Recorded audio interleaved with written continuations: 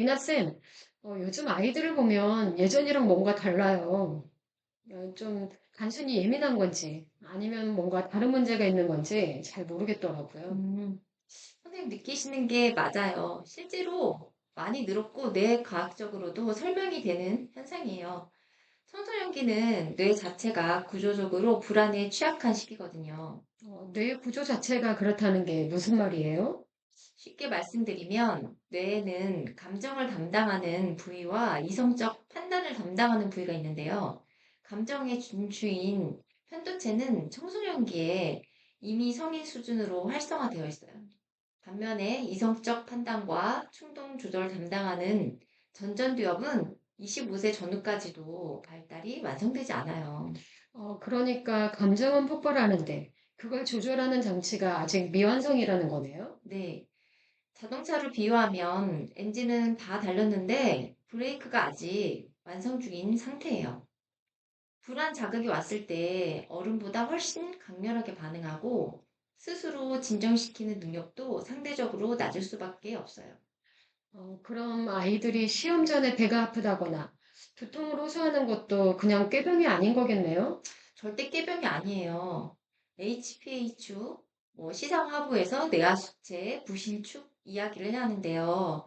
뇌가 불안 신호를 감지하면 시상하부가 뇌하수체에 신호를 보내고 부신에서 코르티솔이 분비돼요.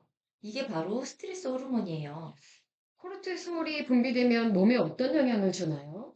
단기적으로는 심장 박동수 증가, 혈압 상승, 소화 기능 저하가 나타나요. 그래서 긴장하면 배가 아픈 거예요. 문제는 청소년들이 만성적인 스트레스 상태에 놓이면 코르티솔이 지극적으로 높게 유지되는데 이게 장기에 되면 해마에도 영향을 줘요. 해마요? 기억을 담당하는 부위 아닌가요? 맞아요. 해마는 기억과 학습을 담당하는데 만성 스트레스로 코르티솔이 과잉 분비되면 해마의 신경세포 생성이 억제돼요. 그러면 학습 능력과 기억력이 실제로 떨어져요. 불안한 아이들이 공부해도 머리 안 들어와요 라고 말하는 게 단순한 집중력 문제가 아닌 거예요. 그 말을 들으니까 아이들한테 긴장하지 마, 집중해! 라고 했던 게 정말 무의미한 일이었겠네요. 네, 오히려 역효과가 날 수 있어요. 불안 상태에서 긴장하지 마 라는 말은 편도체 활성화를 더 높일 수 있거든요. 요즘 아이들 불안이 SNS랑도 연관이 있다는 얘기도 들었는데 그것도 뇌과학적으로 연결이 되나요? 깊게 연결돼요. SNS의 좋아요, 알림 같은 것들이 뇌의 보상회로 특히 도파민 시스템을 자극해요. 도파민은 기대와 보상에 반응하는 신경 전달 물질인데 청소년이 내는 성인보다 이 보상 회로가 훨씬 더 강하게 반응해요. 그럼 좋아요를 받으면 기분이 좋아지고 못 받으면 더 불안해지는 게 의지의 문제가 아니라 뇌의 반응이라는 거네요. 맞아요. 심지어 알림을 기다리는 상태 자체가 도파민을 분비시켜요. 결과가 불확실할수록 더 강하게 반응하는데 이게 슬롯 머신의 원리와 같아요.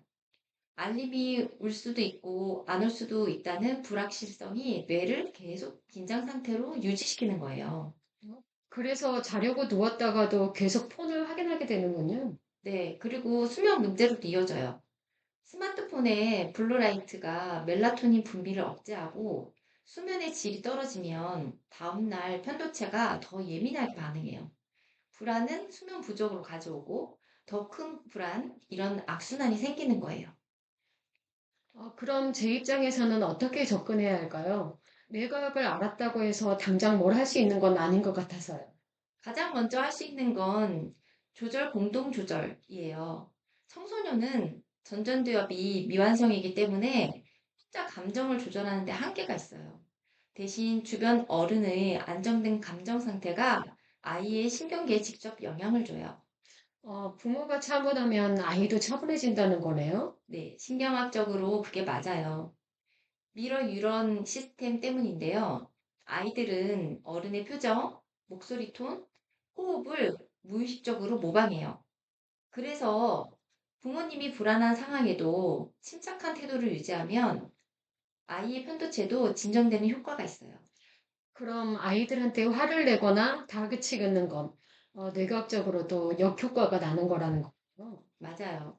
위협적인 자극이 오면 편도체가 투쟁 도피 반응을 작동시키고 이 상태에서는 전전두엽 기능이 사실상 차단돼요.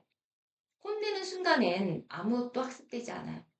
그래서 대화는 반드시 아이가 안전하다고 느끼는 상태에서 해야 해요. 오늘 이야기 들으면서 아이들의 불안을 성격 문제나 의지 부족 문제로 봤던 시각이 많이 바뀌었어요. 내가 그렇게 반응할 수밖에 없는 시기라는 걸 이해하고 접근해야겠다는 생각이 드네요.